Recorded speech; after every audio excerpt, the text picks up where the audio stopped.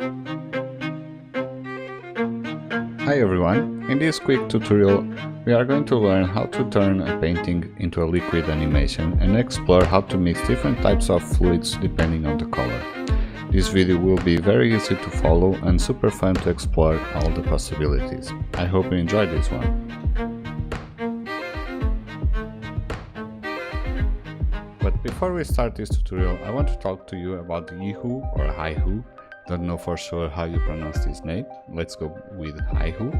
Haihu is an online school focused on CG, game art and much more. Today I want to show you this particles course. If you get this course throughout my link in the description, you are supporting this channel to keep doing these free tutorials. It's a win-win situation. So check out this course introduction video. My name is Gilam Choi. I am a lead FX artist at MPC Moving Pictures Company. I have been working in this industry for 15 years, such as Industrial Light and Magic, Double Negative, and MPC. During this time, I had a chance to work on heavy visual effects movies like Avengers, Transformers, Warcraft, etc. Recently, I have done Aquaman. In this course, you will learn how to create rain with ripple, falling snow and accumulated snow using Power Solver, how to stick particles on animated objects. Also, you will use simple mathematical functions such as dot product and cross product. You will learn how to break geometry using Blast Solver, clustering, constraint, debris system. Ground interaction is most useful technique in every movies. Explosion instancing setup is good for heavy shot. Volatile fire technique will be challenging, but eventually you will understand how to do it. Strong part of Houdini is procedural. Individual nodes get together, it can be a small tool get together, it can be a setup for the show. Each node and small tools can be freely deployed like a Lego block. This course is focused on how to apply your skill in practical way rather than just following tutorials. Also, this one will help students who want to be an FX artist, how to prepare their portfolio. I think you can enjoy this course. Thank you. Okay, so let's start our quick tutorial with the concept first. I've got this idea while I was studying the technique of acrylic pouring. To summarize, this technique consists of dropping ink with different values of color, density and viscosity. So I've got the idea of using an image of a photograph or a painting and use its color to control the different types of ink. So this is the acrylic pouring. This type of results, really cool. And what we are going to do is that use an image or a photograph or something that you want, whatever you want, and get the color of each pixel and use the hue, saturation or bright and convert that to viscosity and density. It's simple as that. So let's start with Houdini. So let's place a geonode. Let's call it ink and let's start. I'm going to start with a really simple image pattern I did on Illustrator. Okay, so let's create a box. Let's create 10 by 0.4 and 10. Okay, so I have a really nice box and I'm going to place a transform and then rotate this 90 degrees. So this will be our box of our ink. So we will have this full with ink, and the gravity and the different types of density and viscosity will make that type of animation of mixing inks. Why I'm doing this, the box first on horizontal and then rotate to vertical, it's because the attribute from map that we are going to use to get the image only works on horizontal. So first let's scatter some points, but right now let's use points from volume. Okay, because we can control with point separation and this value will help us with the flip parameters. Okay, so right now it's cool. As you can see, we have a grid of points. let's randomize this a little bit. So let's increase the jitter scale to 1. Okay. And then let's place attribute from map. Where is it? Map. Why doesn't it show at map? Attribute from map. Okay. Let's place this. Let's decrease the point separation. In other words, increase the resolution. Something like this. So now if I turn on the attribute from map, you can see we have an image already. We can see that it's flipped. So let's go to image settings, invert V. Okay, invert vertical. And then let's pick up our image. In my case, I'm going to start with that gradient. So I'm going to go to images. And let's start with the pattern. Okay, this rainbow pattern. And then after I place the image, I rotate, and then now I have the ink, the points on the vertical position. Okay, so now we need to place a point FOB. So right now we have points with color from image, and then we need to convert that color information into viscosity and density. These will be simple points attributes that we will use on our fluid simulation. So let's do this magic, and let's go to point FOB. So we have the color, right? But right now the color is on RGB, and we want to use hue, saturation, and brightness. Okay, so lucky for us, Houdini has a node RGB to ASV, hue, saturation, and value. I put here bright, light, and value because sometimes the programs use hue, saturation, and bright. In our case, the Houdini use hue, saturation, and value. Value is the brightness of the pixel, okay, of the color. So let's wire the color. Let me zoom in a little bit. Okay, so let's wire the color to RGB, and then we have a float vector with a hue, saturation, value. Let's convert this vector to float. So right now we have each individual parameter. So let me export bind. Export. So this will be the hue. And let's place the value. And this will be the value. Okay. So if I go up and place a null, and go to geometry spreadsheet, you can see now that our points has a hue and a value. You can see that the hue goes from 0 to 1.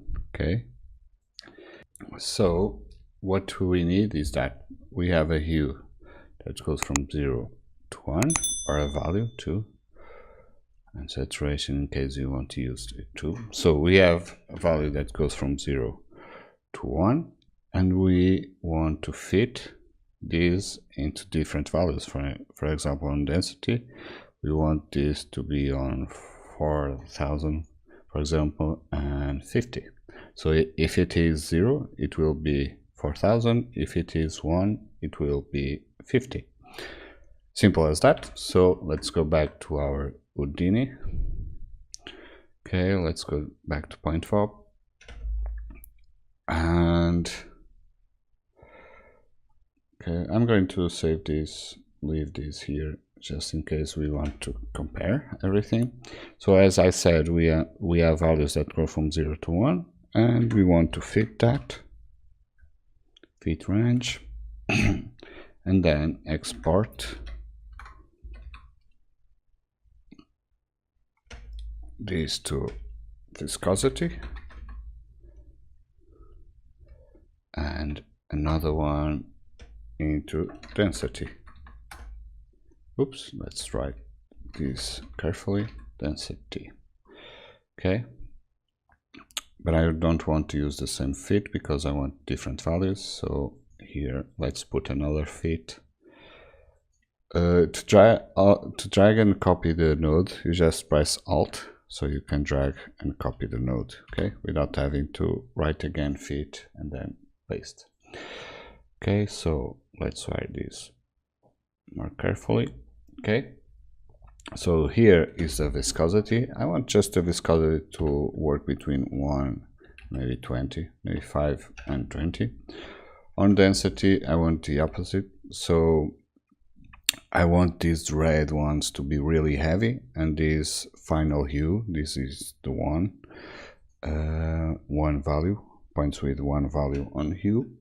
I want to be lighter. So let's switch these values. So here I want 4000 and here maybe 250. So these points will be heavier than these ones below. Okay. So everything is all right. So if I go up and check geometry spreadsheet, now we have density and viscosity. Okay. You can see when we have lower density, we have higher value on hue. When we have higher density, we have less 0 on hue. Okay, so right now let's place a DOP network and create our liquid simulation. Okay, so let's dive into DOPNet. So we want a flip object. Oops, if I can write flip object. Okay, let's change the input type into particle field. The subpath, let's change this to our null. Let's go here and place out color particles. Okay, let's turn this off the wire system. So here we have our points and here we have our DOP network. Okay, I wrote this with one eye. Okay, out color particles, DOP network. So we have our particle field, our null. Okay, out color particles. Here on particle separation, let's use the points from volume. That's why I'm using these and not the scatter points. So let's right click, copy parameter, and paste relative. Okay, let's turn this down to 1. And where is it? I think we can see the particles. Let's change to particles. And here, instead of using the visualization of speed, I want to see none because I want to see the color of the particles. Okay, and let's wire this flip object into a flip solver.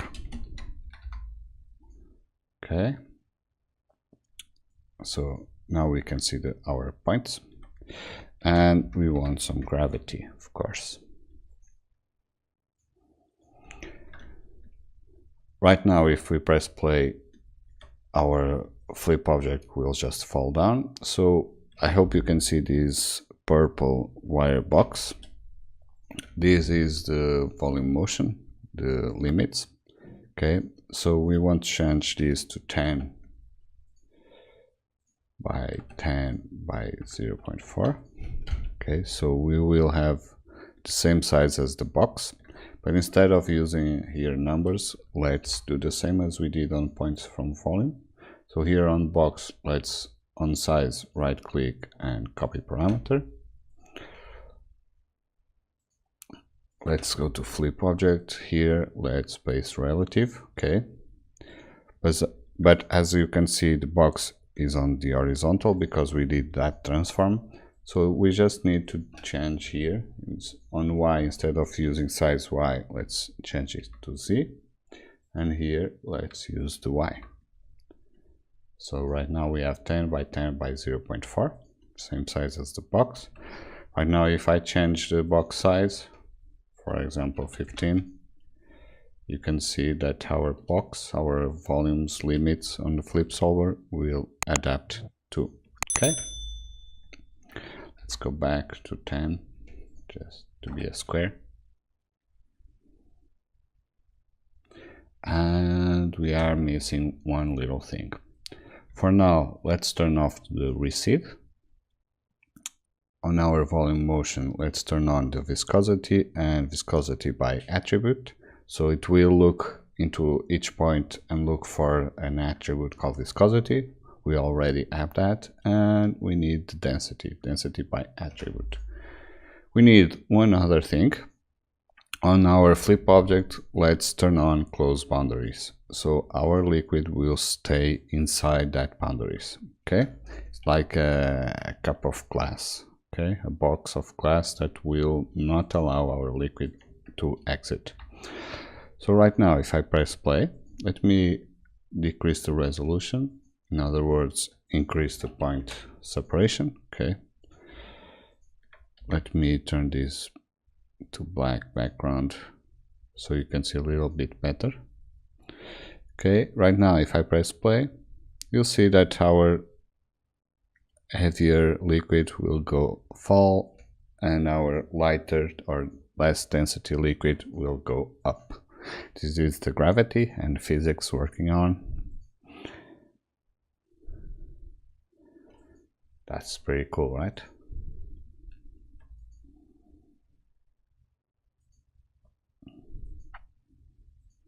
Let's see it on normal velocity. As you can see, the lighter or less density ink will go up and stay above the heavier one. One other thing, let's turn this down a little bit. Okay, so right now we have more resolution, more points. It will take a little bit more time to calculate. You can see the liquid is pushing. Now you'll see that our lighter will go up.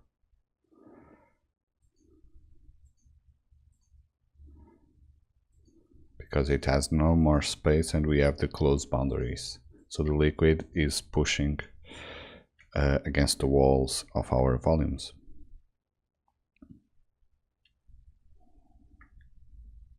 Pretty cool. Now, if you want more resolution, let me go back. We can turn on our receding, okay, on our particle motions. We can turn on this receding, increase the surface oversampling, for example 10. And you can see that we will have more points, okay, and we'll keep having no empty spots. As you can see before, the ink was dropping and we didn't create any more ink during the simulation. With receding, you are filling up the gaps. We don't have empty spots without ink.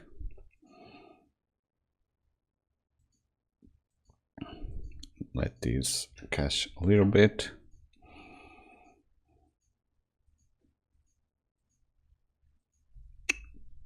So as you can see now, I don't have much memory to see, but as you can see, this is physics. Okay, this is simple ink moving with physics. Okay,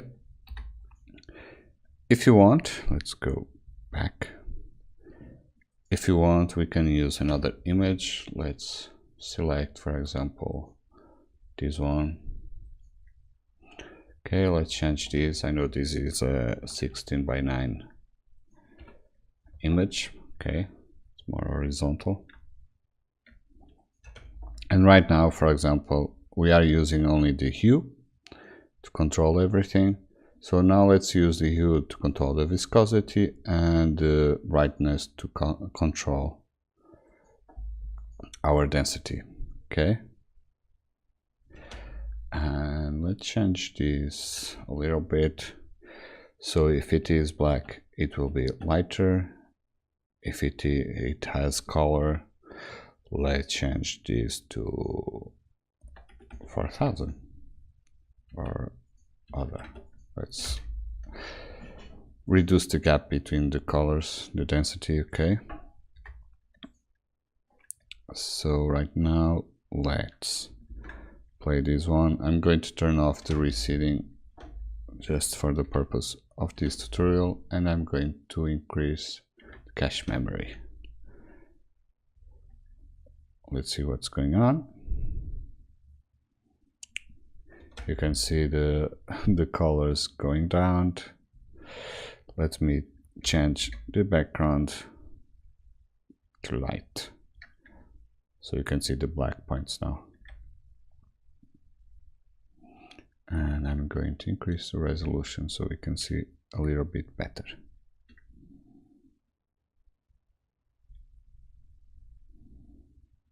So I'm going to cache this and be right back. So I've cached only 60 frames, so you can see the animation, and here it is. So you can see the colorful points with color have more density, so they will fall, and the blacks will go up, and that's pretty cool. So let's prepare our system just for rendering. So right now let's put a DOP import. Okay, so the DOP network, let's drag this here. Okay, let's get our flip object, and we want to fetch geometry from DOP network. Okay, and let's place a file cache. I like to cache everything.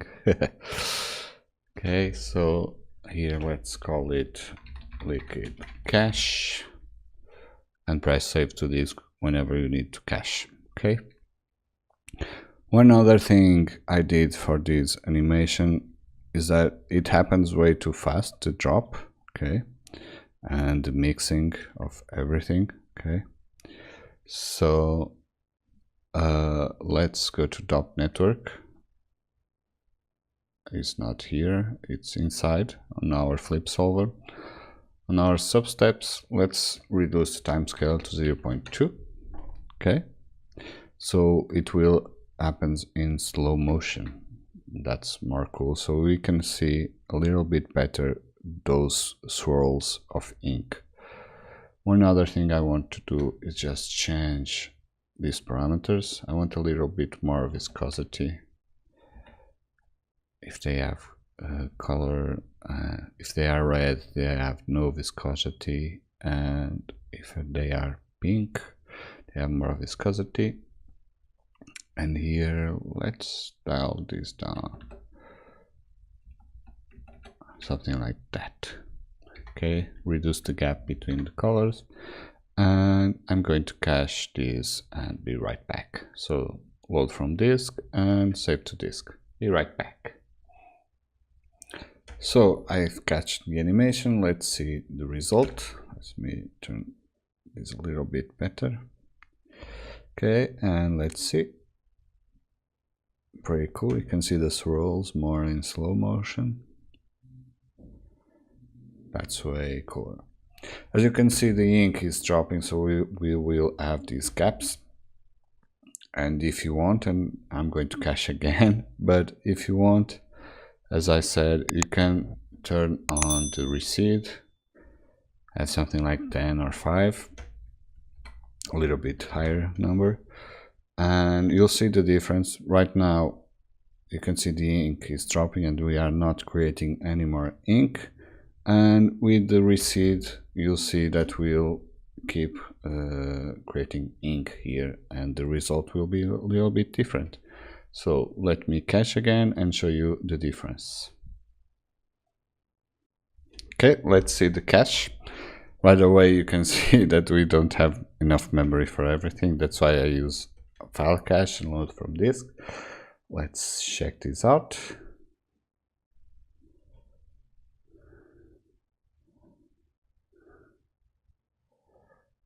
We still have a little bit of empty space here, but but we have much more ink compared to before. Look at these swirls, pretty cool.